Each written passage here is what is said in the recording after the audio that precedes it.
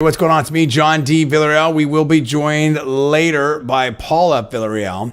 Lots to talk about. Disney, Star Wars, Marvel. So many things. I grew up with the Marvel Universe. I love the Marvel Universe. I grew up, I collected comic books. I did all those things. I was a big fan. I remember going down and the comic books would be there. And I remember, waiting for the new issues, and you go down to the newsstand and you get the comic books and all that. And that was such a big deal. It was such a fun memory for when I was a kid and everything like that. And of course, I remember standing in line for the original Star Wars and on Tatooine and Luke and Leia and Han Solo and Lando Calrissian in the second one. I mean, like Chewie, R2-D2, the whole thing. And going to Disney World, Disneyland with my dad, with my brothers and sisters, and the fun, the whole thing, the family stuff. The question is, in the new situation here with Bob Iger and Leslie Headland and so many others, has Disney lost the fans? Has they, and by proxy, not by proxy, they just had a little shareholders meeting. We're going to talk about that. Have they lost the fans? We've just seen this here with the Acolyte. I'm going to put this up on the screen right here. The Acolyte here. Now, and I don't know. I'm just grabbed this off of YouTube. I'm not endorsing the content creator of the site. I don't know anything about them. I just saw this in terms of just showing the ratio here. Look at this. The Acolyte. This is showrunner Leslie Headland is heading this up under Kathleen Kennedy. Okay, and a lot of fans have had big problems with Kathleen Kennedy, in my opinion. And there's been people talking about toxic fans, stuff like that. I didn't know you talked about your customers as toxic fans. It's kind of confusing to me. I don't understand that. But I mean, here's what I can understand. I can understand numbers, okay? And let's show this right now. Let's put this up on the screen. Look at that. And this is the Acolyte. Now you have to, because the way YouTube does it, and we love YouTube, okay, and everything like that. But we also have our criticisms, of course, and being a conservative on YouTube, we won't even get into that. But you can see this right here. Now I can't totally. I'm gonna have to read this. It may be a little bit too small right here, but you can see the ratio on this. You've got 100, and this is weeks ago. You have 181,000 thumbs up. You have 565,000 thumbs down. 565,000 thumbs down. I mean, that is way more than 2-to-1. I mean, this is heavily ratioed. And I don't know this channel. I'm not speaking to this channel or anything like that. I'm just trying to get the data there. And that was 2 weeks ago. Unbelievable. We have a lot of other sites to get to and a lot of other things to talk about. We're going to be talking about the quartering. We're going to talk about Nerdrotic. We're going to talk about a lot of different things. Fans are not happy.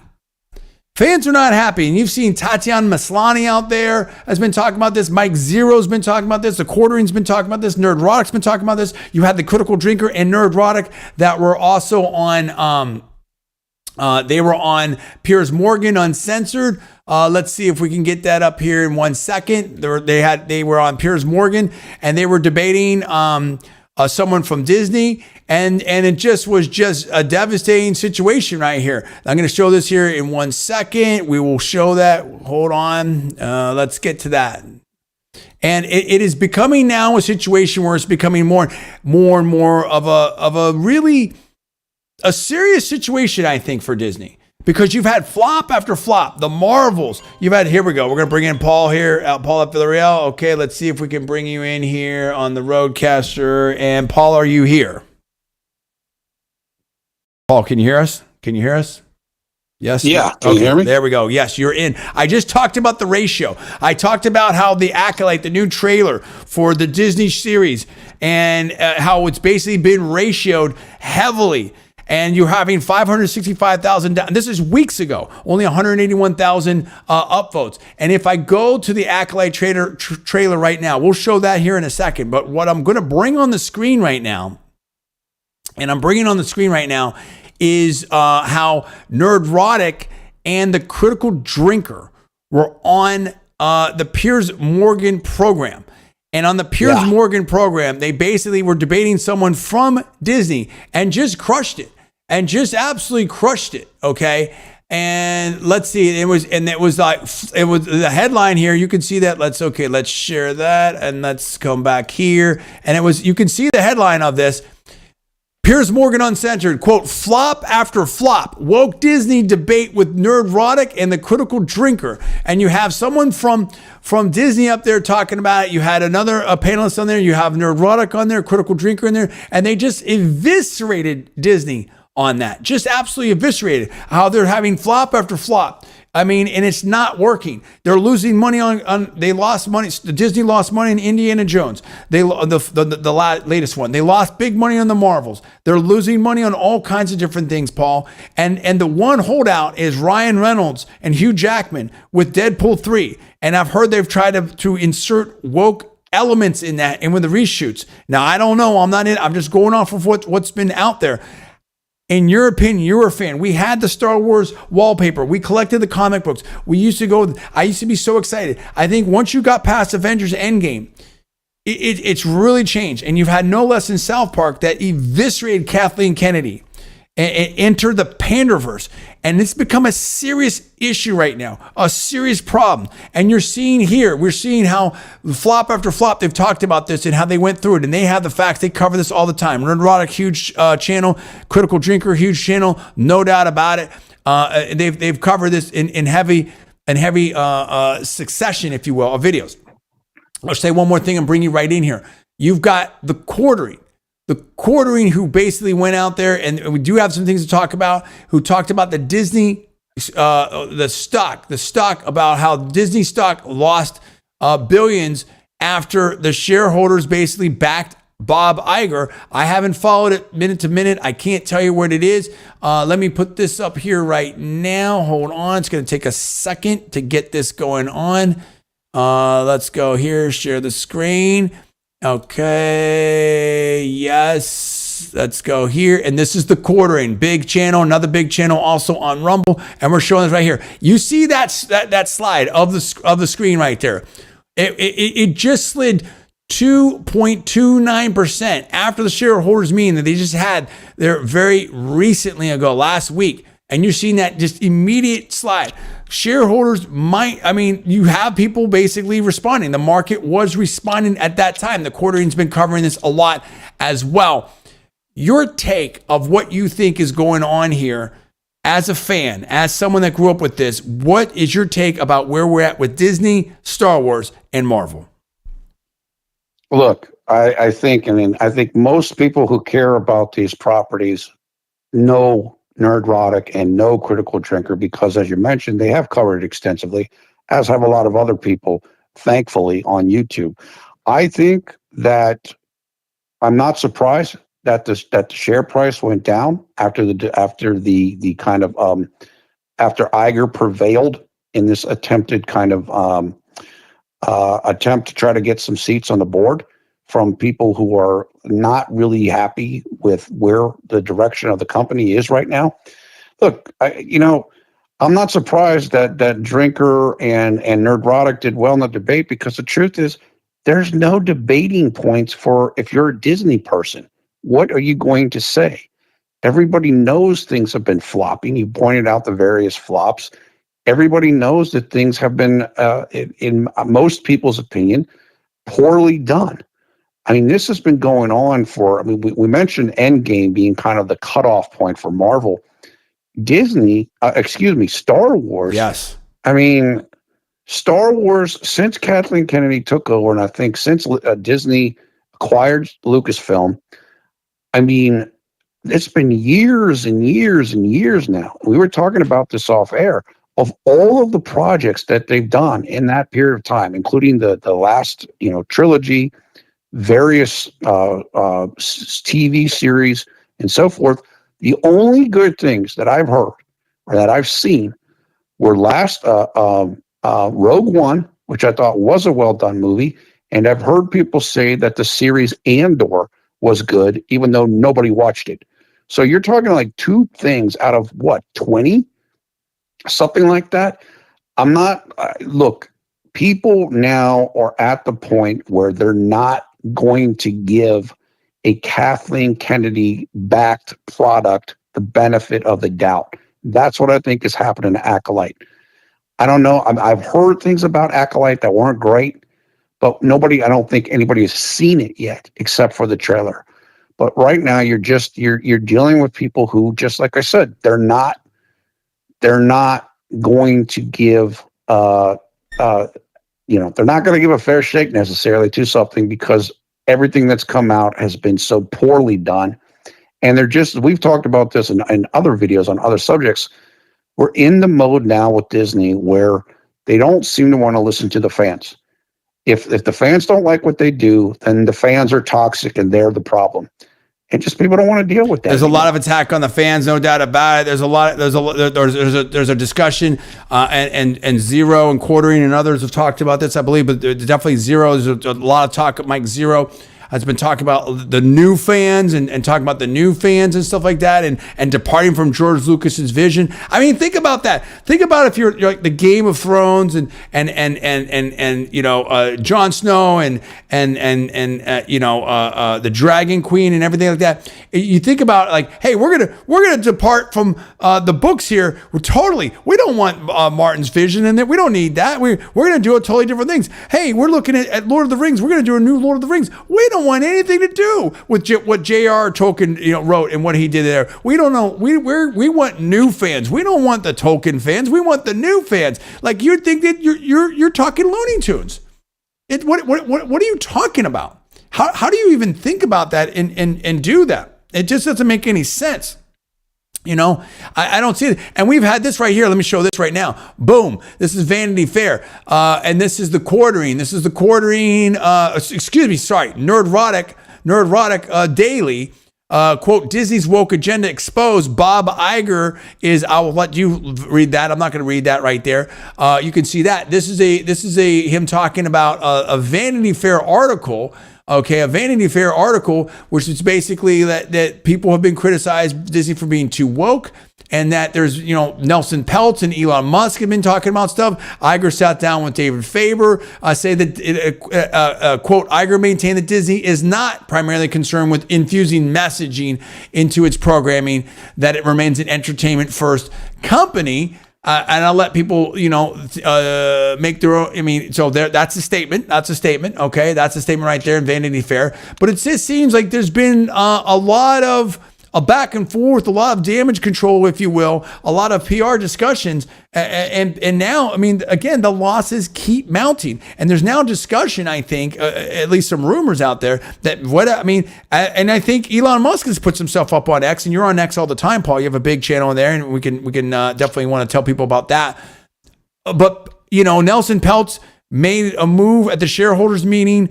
There are people calling in the shareholders meeting. Now there's different things. I didn't follow the whole thing. I just seen some different clips and some different news coverage of it. But could Elon Musk and Nelson Peltz make a play for Disney? I think we're in a position now where you really have the culture wars playing out, if you will, in entertainment, in corporate boardrooms. And I think that there's been heavy losses.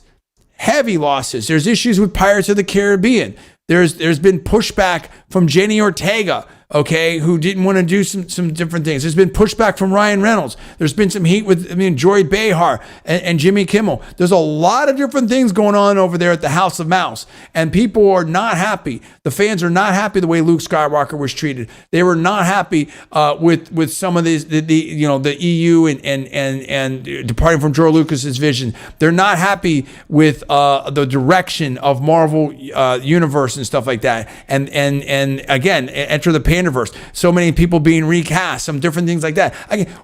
First of all, as a lifelong fan myself, I'm going to tell you where I stand. Okay, and Paul can speak for himself. We stand where we always stood for. Okay, I mean, we're all for everybody. We're for everybody. Peace, love, freedom, opportunity, equality for everybody. It's totally, we love. There's all kinds of stories. And people was like, John, what about Black Panther? Because Black Panther was a great movie. And Black Panther had a great story. And Black Panther stayed pretty close to the source material. Okay? So, I mean, think about how Black Panther's fans would have felt if Black Panther was totally recast. If they cast Hafthor Bjornsson as Black Panther. Or I don't know what. So here's the thing.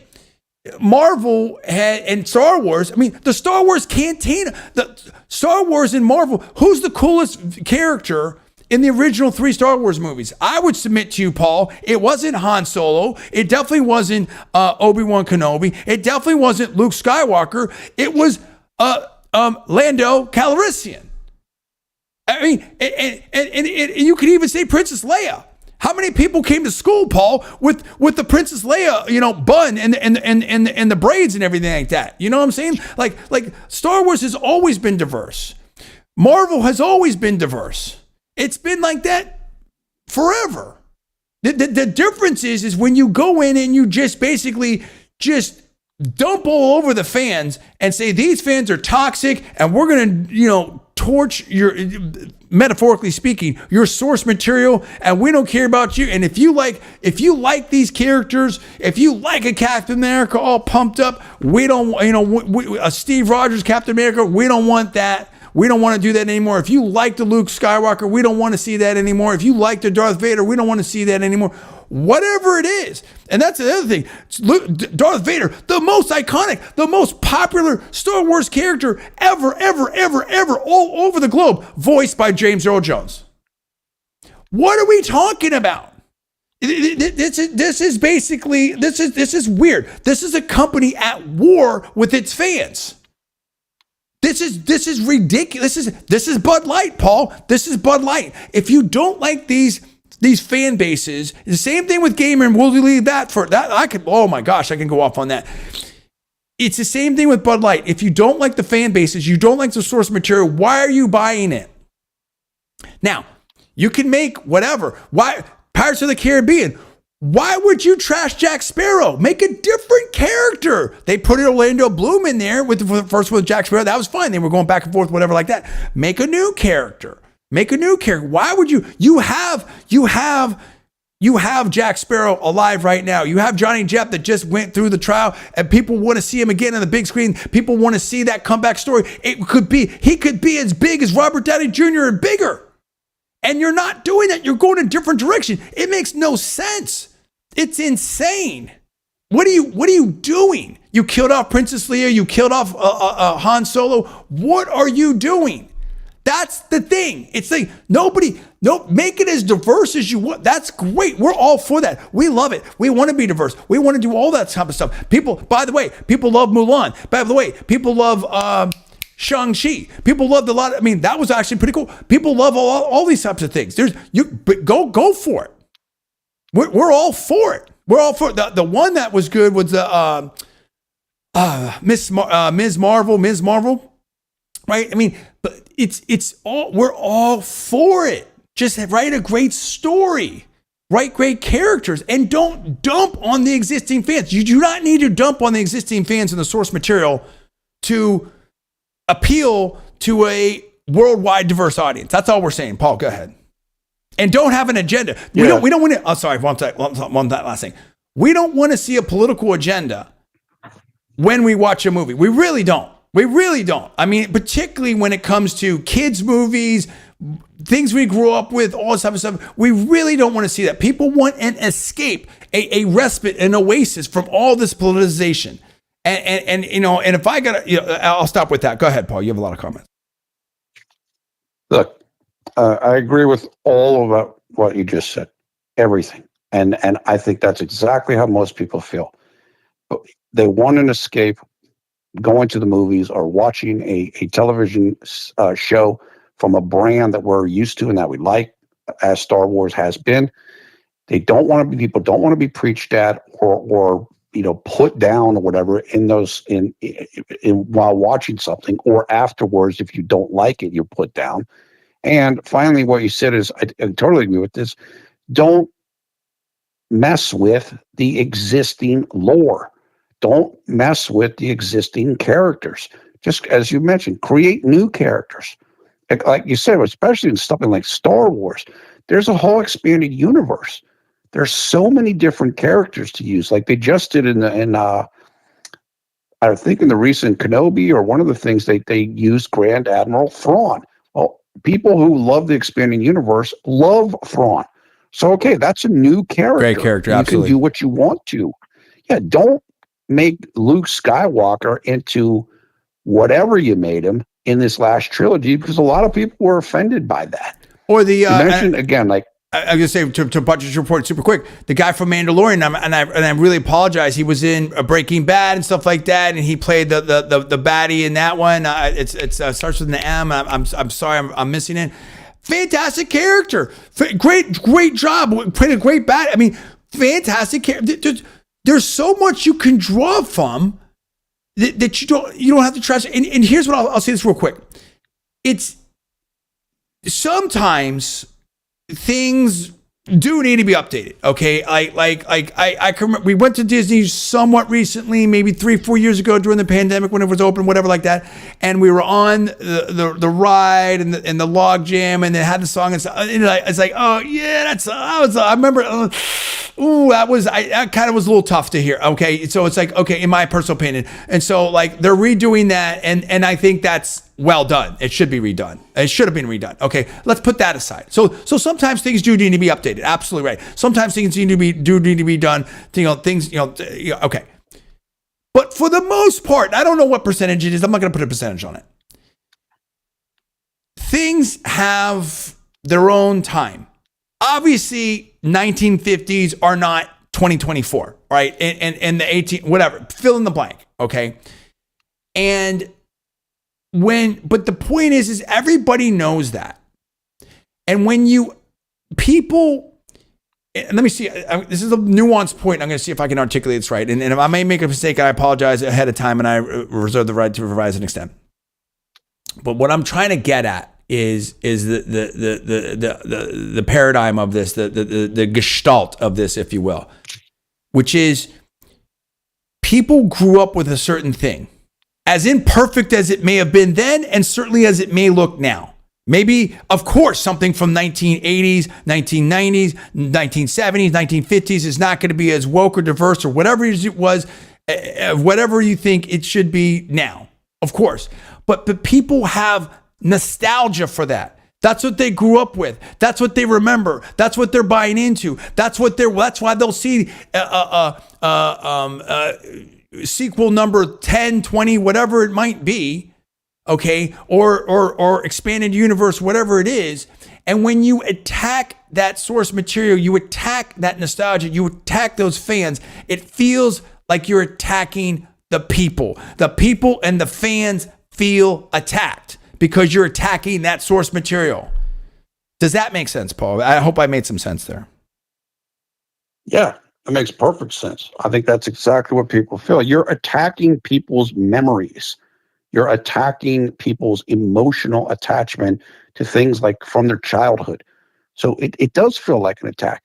Now, sometimes it's even more of a kind of, a dissing of people. Like, again, if I watch a movie that you make and it's certain elements and I don't like it, and then you say, well, I'm the problem after I don't like it, that's an attack. So, yeah, look, I'll give you a good example right now of something that's doing well and doing whatever. It's Godzilla. Godzilla's been around since 1954. And there's a new Godzilla movie, Godzilla of X Kong, The New Empire, which is doing really well at the box office. Even though the critics didn't like it, the audience did. And Godzilla -1, which was last year, which I think is an absolute masterpiece movie. You have two totally different types of movies in those two movies, the way that they are. Same IP, but those movies don't, although -1 had a lot of, I think, stories to tell or kind of lessons to learn, they're not preachy. They're respectful of the story and the lore and the audience. And that's why it's doing so well. I think now it's basically Godzilla is at the point now where Marvel used to be, which is if you make a Godzilla movie, it's going to do well. And because people expect it to be good, they're just get entertained. There's no sermonizing and they like it.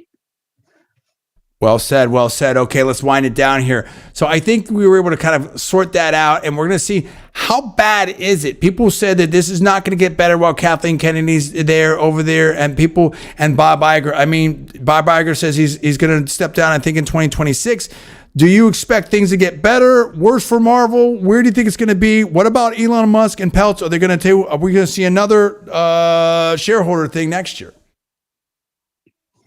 Well, look, I know that Elon would love to make a play on Disney if he could, if he thought it was worth his while, and so forth. I think there's a lot of strong feelings there.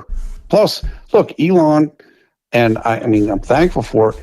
Elon is trying to make big cultural moves because I don't think he likes where everything is at right now. So, of course, if he can get his hands on something as influential as Disney, including Star Wars and Marvel, yeah, I'm sure he would do that. I hope he does. I hope he does team up with Nelson Peltz, if that's his name, and does that, because I think a lot of good could come out of that, and just definitely a lot better product than what we're getting right now. So much to talk about. We want to hear your comments. We'll definitely follow this over the next days. We may talk about tomorrow on the radio show on News Talk 1040 a.m. 4 to 6. We'll be on the air, and Paul will be with me. Love to see your comments. What do you think? What do you think? Are you a Marvel fan, Disney fan, Star Wars fan? Are you happy? Are you not happy with the current direction? How does it get better? Where do you want to go from here? We thank you so much. Have a wonderful Sunday. For Paul, I'm John. Thanks so much for watching. We'll see you next time.